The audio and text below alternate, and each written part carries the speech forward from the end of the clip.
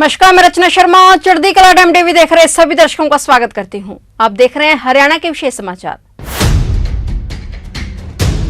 हरियाणा के मुख्यमंत्री मनोहर लाल ने Gurugram metropolitan city bus limited यानी GMCBL के बस बेड़े में शामिल नई AC बसों को हरी झंडी दिखाकर रवाना किया है। सार्वजनिक परिवहन के लिए शहर में चलने वाली यह पहली AC बसें हैं। सीएम मनोहर लाल ने कहा कि शहर में सार्वजनिक परिवहन बुनियादी ढांचे में सुधार हेतु एक कदम और आगे बढ़ाते हुए GMCBL द्वारा यह एक अच्छी पहल है। ये बसें गर्मी के महीने के दौरान यात्रियों को काफी राहत और सुविधा प्रदान करेंगी और अधिक से अधिक नागरिकों को शहर के भीतर अपनी दैनिक यात्रा के लिए सार्वजनिक परिवहन का चुनाव करने के लिए प्रोत्साहन करेंगी। उन्होंने कहा कि आशा है कि इस पहल पर नागरिकों की ओर से सकारात्मक प्रतिक्रिया मिलेगी। राज्य सरकार बड़े पैमाने पर नागरिकों को बेहतर सार्वजनिक परिवहन सेवाएं प्रदान करने के लिए प्रतिबद्ध है। GMCBL बेड़े में 8 AC बसों को रिजर्व बसों के रूप में जोड़ा गया है। नियमित बसों के रखरखाव या किसी तकनीकी खराबी के कारण आवागमन नहीं होने के मामले में यह 8 बसें सुविधा प्रदान करेंगी। ये AC बसें 36 सीटर हैं और सभी GMCBL बसों की रेगुलर सुविधाओं जैसे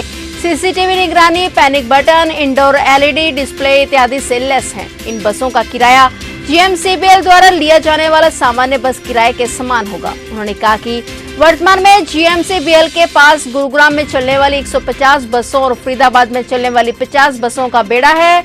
हम शहर में यात्रियों के लिए एक बड़े वर्ग जो अपने गंतव्य तक पहुंचने के लिए गुरुग्राम बस सेवा पर निर्भर हैं, उनको कवर करने के लिए बसों के बेड़े के विस्तार और अधिक बसों व मार्गों को जोड़ने की दिशा में भी काम करेंगे।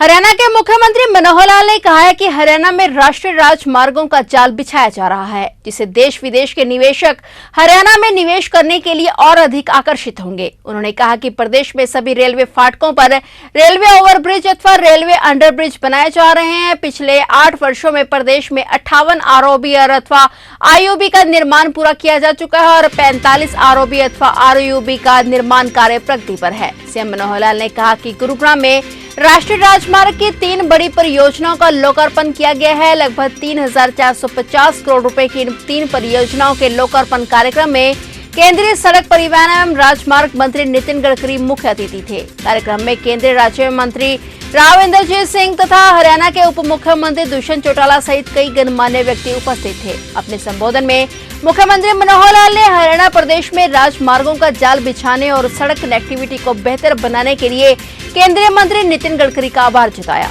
उन्होंने कहा कि हरियाणा के लिए ये ऐतिहासिक दिन है। इस दौरान एक ही दिन में केंद्रीय मंत्री नितिन गडकरी ने हरियाणा प्रदेश को 3,450 करोड़ रुपए की सड़क परियोजनाओं का तोहफा दिया है। इन परियोजनाओं का उल्लेख करते हुए मुख्यमंत्री मनोहर लाल ने कहा कि गुरुग्राम में बनाया गया NH 248A Delhi Gurugram highway को दिल्ली बड़ौदा एक्सप्रेसवे से जोड़ता है।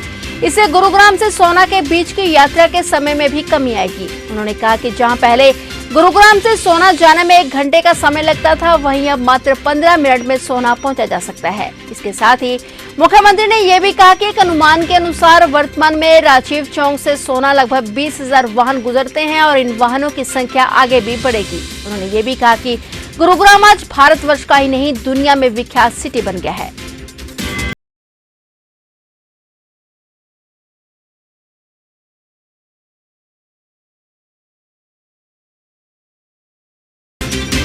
आज का यह अवसर वास्तव में हरियाणा के लिए एक और मील का पत्थर ऐसा साबित हो रहा है। मैं जिस अवसर पर आज 3 बड़े प्रोजेक्ट माननीय नितिन गडकरी जी ने जिनका उद्घाटन किया है, इस अवसर पर माननीय नितिन गडकरी जी का मैं बहुत ही हरियाणा आने पर स्वागत करता हूं।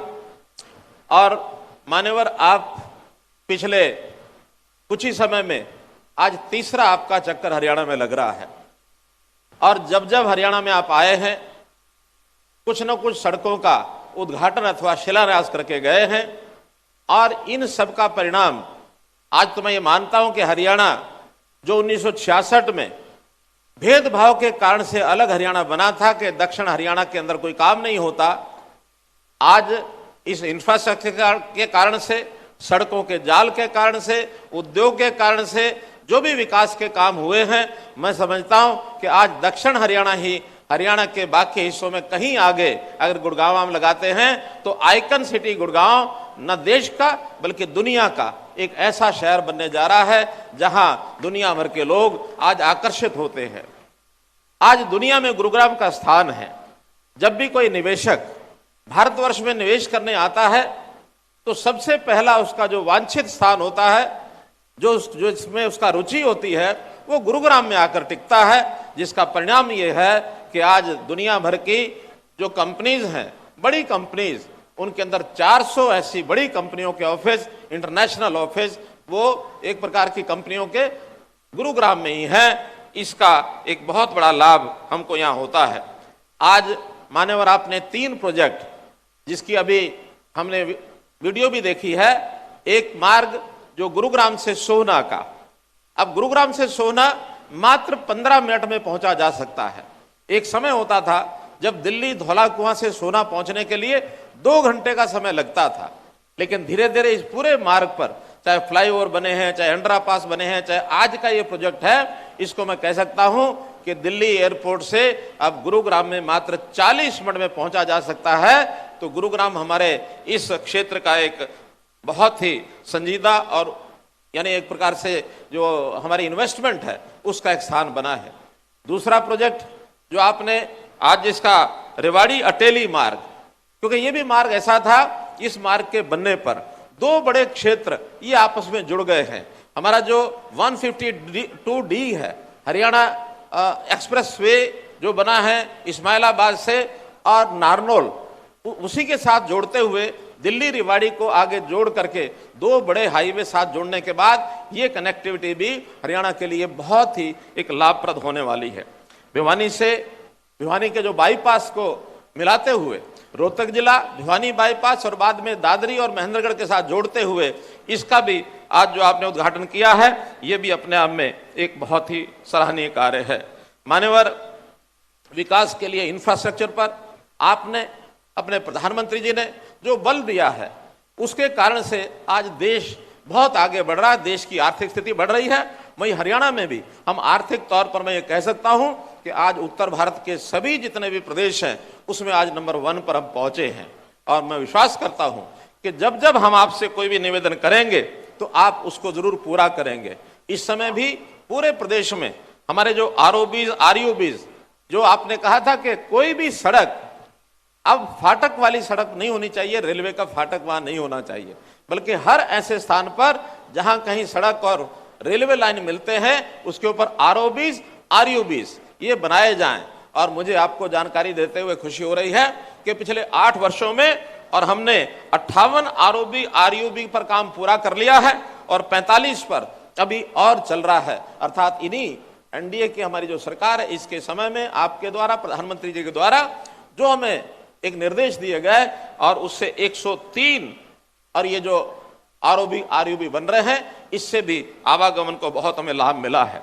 लगभग 1500 किलोमीटर की ये सड़कें, 28,000 किलोमीटर जो नई बनी हैं अथवा उनमें सुधार किया गया है। इसी प्रकार 12 नए बाईपास जो शहरों के नए बाईपास हैं वो भी निर्माणाधीन हैं। लगभग 950 करोड़ इस पर लगा है। आपको जब भी हम कहते हैं, आपको एक बार हमने द्वारका एक्सप्रेस वे के लिए कहा था, आपने बहुत सहज उसको मान करके बाद में कहा कि मनोहर लाल आपने 7,000 करोड़ रुपए का खर्चा ये गले में डाल दिया। बात तो बड़ी सहज मैंने की, भले ही वो 7,000 करोड़ रुपए था, लेकिन आपने उसको सहज स्वीकार किया। मुझे विश्वास है कि आज अगर कोई प्रोजेक्ट हम आपको बताते हैं, 7 नहीं अगर 14,000 करोड़ रुपए का भी होगा, आप निश्चित हरियाणा पर अपनी कृपा करेंगे, ऐसा मेरा विश्वास है। मैं इसको कहने में गुरेज नहीं करता हूं कि जब भी आप जहां जाते हैं खाली हाथ नहीं जाते हैं, बल्कि अपने साथ सड़कें लेके जाते हैं। हम तो सड़कों पर चलते हैं, आप सड़कों को अपने साथ रखते हैं, सड़कों को आप लगातार चला रहे हैं, तो बहुत बड़ा योगदान इसके अंदर है। पिछले इस समय में आपने जो भी कुछ हमारे लिए किया है वो बहुत पर्याप्त मात्रा में आपका आशीर्वाद हमको मिला है। आज भी हमारे कुछ साथियों ने, पूर्व वक्ताओं ने कुछ मांगे रखी हैं। चौधरी धर्मवीर सिंह जी ने, हमारे डिप्टी चीफ मिनिस्टर ने और साथ ही राव इंद्रजीत सिंह जी ने, इन्होंने कुछ आपको मार्गों के नाम, मार्गों की बातें बताई हैं। निश्चित रूप से वो भी मैं मानता हूं कि आप उनको सबको पूरा करेंगे। फिलहाल हरियाणा के विशेष समाचारों में इतना ही, और नए समाचारों के साथ फिर से हाजिर होंगे। तब तक के लिए देखते रहिए चढ़ती कला टाइम टीवी, और अब मुझे दीजिए इजाजत। धन्यवाद।